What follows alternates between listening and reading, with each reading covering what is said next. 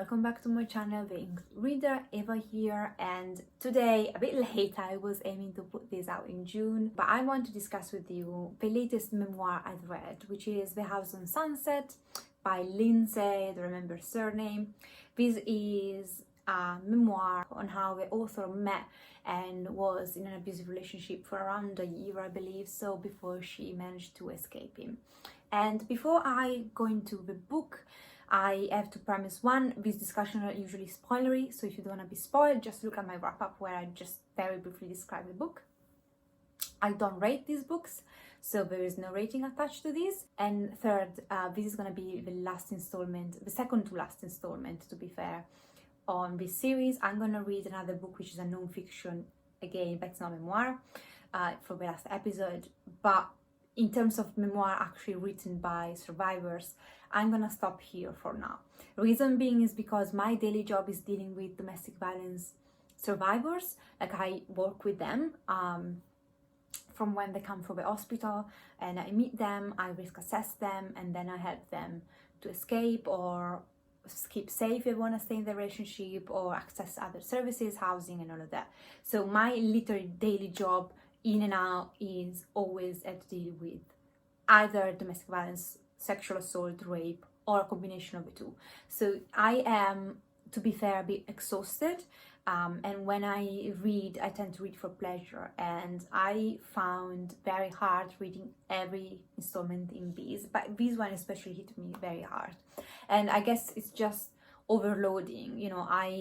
When I come back home, I just want to relax, and instead, if I'm thrown back in reading another experience of another woman or man that has gone through so much horrible stuff, I just need a break, basically. And also, I don't think I can bring much more at this very moment in time in regards of discussion. I think we had very important discussions every time we discuss one of these memoirs, and I try to give my personal advice or my professional advice to a certain extent, but I'm not very eager to actually go into detailed advice on what to do and what to do, because we never know who's watching these.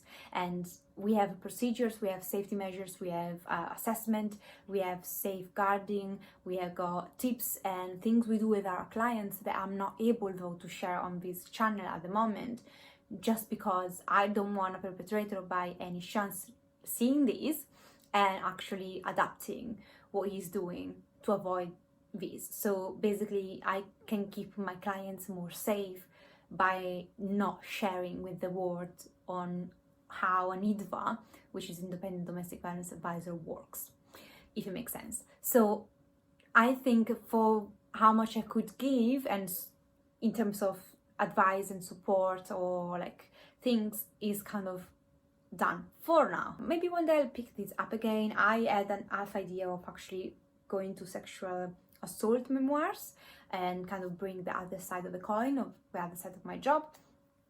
I might do that in the future. Right now, I just need a bit of a break, just because I have been working non-stop, I've been working extra hours. It's very consuming as a job in general, and I just need a break, basically. And also, again, as I repeat, I think like the advice I can give is limited for me, because I'm aware of how this platform is open to everybody, as it should be. So I need to be a bit more mindful of what kind of advice I give, because some of it is more specialistic, so it goes into details that will need to be shared only with survivors of domestic violence and not with everybody, if it makes sense.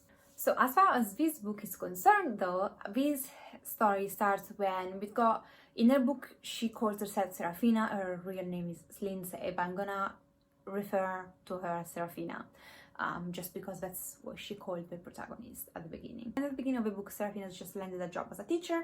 She has purchased a home, and she's looking at online dating after a very hurtful breakup when she meets Mike. And Mike happens to just work in an office literally down the street from where she lives. So they start this relationship, and at the beginning it was very charming, everything was smoothly going, to the point that she decides to leave her job as a teacher, which with a stable income, because he convinces her that she can be a writer and she can live out of her like writer's salary, and then also in the meantime she'll be able to come and work for his company, and so she doesn't really need the job as a teacher, she can pursue her dream of being a writer. So what happens though is that Serafina struggles financially throughout the year, and he takes advantage of her, starts abusing her emotionally and physically, is very violent. I think this book starts very violently and throughout is very violent in the depiction of the abuse she's been subjected to. So be mindful of that in going to these. And she basically has a point where she is almost killed by him and she finally managed to escape him. And you can also see something that very often happens is that they break up and he, after a few months, gets back to her and just saying, I'm gonna go to therapy, we're gonna go together, things are gonna be okay. They start going to therapy and she thinks everything is okay now. And then after a while, it just gets even worse than it was.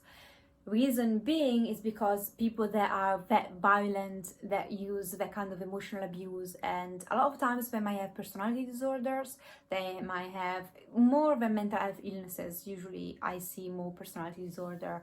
Doesn't mean that there are no mental health illnesses or that someone has to have a personality disorder or a mental health illness in order to be abusive.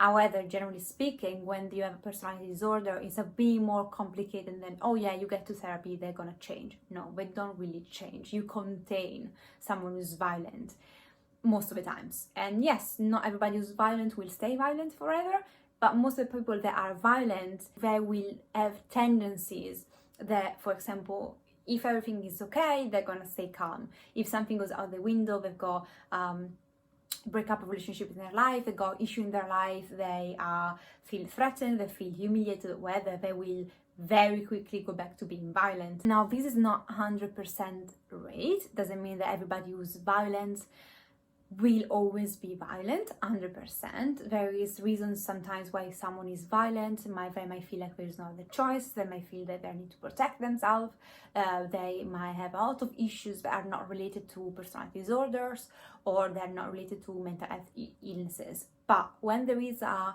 personality disorder, for example, in general, generally speaking, a lot of the times you have schemas in your mind of how you respond to different events. So you might think that, okay, if I'm in this situation, that's my response, and maybe I think and then I act and then I do this, or whether it's personality disorder means that sometimes the schemas you have are skewed, so they're not as someone who doesn't have a personality disorder or is more stable would respond, which means that if everything is okay, you don't have to be, they might not be violent. But the moment they don't know how to respond to situation, they will go back to those schemas that are skewed. And so there are therapies that help you address these schemas and all of that. However, someone who has a bit of an experience working with personality disorder and mental health, it is way more complex than just say, oh yeah, they went to therapy, then they're okay now. Yes and no. Which links me to this specific book, because throughout the book, the idea is that, I love him, I can fix this, there's something wrong with me, I can fix this, I can do whatever he wants, so it's gonna stop, it's gonna be okay again, because there are moments which are very good, so I know that it can be very good. That's the issue right there. It's not you, you'll never be you. You can be called Rachel, Morgan, April, Jack, whatever you're gonna be called. If someone is abusive, it's always gonna be with them. There's nothing you can say or do that's gonna justify them being abusive towards you, ever. But no matter what you say to them, it doesn't mean that they are justified in putting their hands on you. And the issue is that these people thrive by you thinking that you're not good enough, that they're making you a favor by staying with you, by paying you any attention, even for how little it can be. Which again takes me to the next point, which is this book is a good depiction of, to a certain degree, what gaslighting is. So he convinces her that she is nothing, and then he also, a lot of the times, he abuses her, calls the police and tells the police that she had threatened to kill herself or hurt herself, so he had to call the police. So she wanted to call the police, but the police was already there because he had attacked her and then said to the police that she was the one hurting herself and he was just going away, basically. And also he convinced her that she needed the drugs, that she needed the alcohol, and he convinced her of small things that created a pattern that brought this woman almost to destruction. And this is something that, for example, you have with some people that might have narcissistic personality disorder, and a bunch of others where they convince you that they are right, but they just don't tell you, oh, I am right. They make you feel belittled, so then they know better, if it makes sense. It's a very complex thing that I don't know if now I've got the time to explain well, or if even the capability of explaining it well. But gaslighting, it's a very disturbing process to see, and it's very difficult to undo. It's not impossible. It's definitely something that, for example, I've done before with my clients, but it takes a lot of times kind of undoing gaslighting effects and convincing someone that they're worthy again. And this book, I feel like it's packed to everything that I have unpacked in the other books, and this is kind of a combination of all those things, including financial abuse, where basically you convinced her, you know, oh, follow your dream, like, you can depend on me, you can work for me, which is one of the worst fucking things you can ever do. If you have a job, keep your job. Ever, if you've got children, doesn't matter, you keep your job, because money is gonna get you out of there. And that's one thing you can take for granted. The system is kind of broken, and although there are refuges, there are places you can go, it's not a given, and it becomes very difficult. So if you are financially independent, you'll always be able to leave that door if you get to a point emotionally and mentally where you want to. Because a lot of the times you might see victims that do want to, they're had enough, they decided, you know, I don't want to stay anymore, I cannot change him, that's it, but then where do I go? And I have to stay here just because I don't have the means to maintain myself or my children. So financial abuse is kind of recent, has been just recently being recognized, but it's a big deal. And it is, I'd say, as big as a physical and emotional one, just because financial abuse means that you are in a cage. And yes, nowadays things are getting better in terms of what services can offer you, but it's far from perfect. And again, trust me, I work with them and I do this is my daily bread, basically. If you are in a position where you are financially stable, where you have a job and you can leave, that always will give you a choice of actually leaving. So you might be emotionally unable to, you might have a lot of issues while you're staying, but if you have your job and you know that one day you can step out the door and be okay, that is a plus. That is a big plus you have.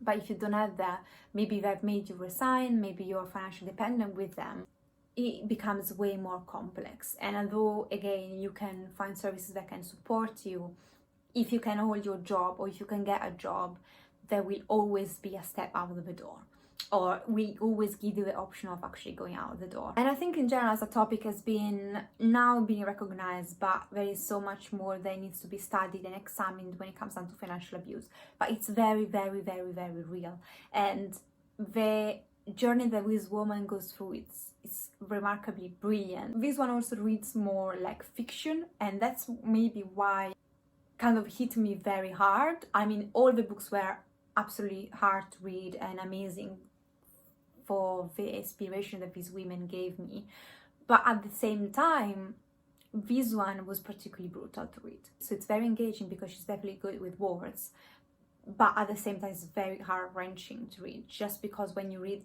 through these, at one point you have to realize, okay, wait, this is not fiction, this actually happened to this woman, which is horrible. Another thing that's mentioned that I think it's important, because I've seen it before, to mention, is that a lot of the times in this abusive relationship, the partner might force people to take drugs, and sometimes people become even addicts because of the initial push to start doing drugs. So for example, Serafina in here, she is physically forced to take coke, and that's another form of abuse that should have a name in itself. And also something that's present here, it's rape. So as I mentioned before, you know, I do work with domestic violence and sexual assault, and often both things are happening at the same time. A lot of people that are experiencing domestic abuse, they are also raped by the partner. And yes, it is 100% rape, although you might be in a relationship with them, you might be married to them, why there is a situation. If you're not agreeing with that, if you don't want to have sex with them, or if you think you have to keep them quiet, to don't make them angry or to escape their rage, or because they force you to, then it is 100% rape and you should definitely report that. So that's also present in there. I think this is a good finishing point at this moment in time for this series, because this book contains all kind of every abuse and nuances that we spoke with throughout other books and other installments in this small series. So thank you for watching these. Let me know if something that in future you'd potentially want to see more of, or maybe explore more sexual assault. The aim I had with this video in general was kind of opening up a conversation and looking at memoirs and kind of telling people this is happening, this is real, these women went through this, and these are the kind of patterns you can recognize. We discussed gaslighting, we discussed financial abuse, we discussed emotional abuse, we discussed physical abuse, we discussed living, we discussed therapy, although briefly. So it was more of an opening conversation for a very broad and a complex topic. So I never thought about, you know, I'm the ultimate expert and I can give you perfect advice. That's not the reason why these videos are here. I might in the future, I don't know, maybe open another channel, doing something more in specific, more in depth. But all my aim now was just opening that conversation, that door, doing a kind of initially exploratory series, small series. You know, others could take something away from this, or maybe can go out and seek help. So definitely any of these books that I mentioned I really enjoyed, and they taught me a lot. They definitely taught me that there is a pattern, that there are things that we see over and over again in my jobs and in experience of other women that lived through this. Although this is like the second to last installment, doesn't mean that I am gonna be done forever with memoirs or domestic violence. I might have pieces here and there, but yeah, that's the main body for now. And I'm gonna see you with the last installment, which is gonna be probably a non-fiction always, but it's gonna be on an expert book about these trauma bonds and these dysfunctional relationship, why they form, according to the expert at least. And it's going to be a nice final discussion, more general, more about what's going on in this dysfunctional relationship, as I mentioned, rather than a specific memoir. Take care, everybody, and I'll see you next time. Ciao!